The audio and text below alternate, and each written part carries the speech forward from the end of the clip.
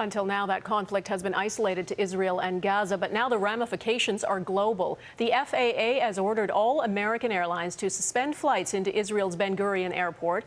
A number of other airlines, including Air Canada, have followed suit. With all those Hamas rockets being fired, there's just too much danger another civilian plane could be shot down. Robin Stickley looks at how conflict is changing how we fly.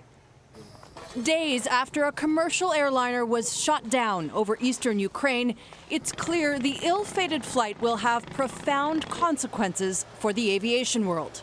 For passengers, more than getting from point A to point B, there are questions now about what potential hotspots might be below.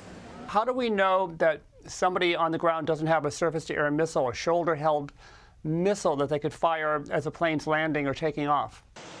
Airlines are facing changes too. This has now caused concern everywhere.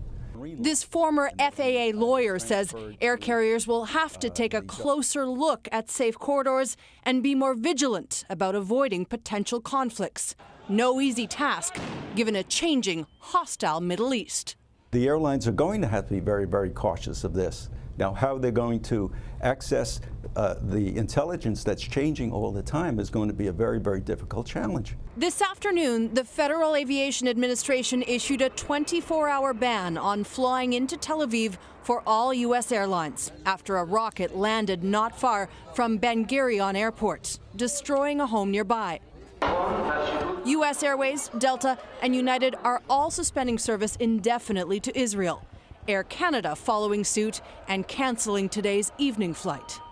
This animation flight tracker shows little air traffic over Israel and Ukraine today, but the detouring is expensive. I don't know if the present situation is compelling anybody to give up destinations or routes at this particular point, but I'm sure it's being thought of. While some suggest it's time commercial airliners were outfitted with defensive equipment to stave off attacks, for now, the only safe bet is to stay out of dangerous airspace altogether.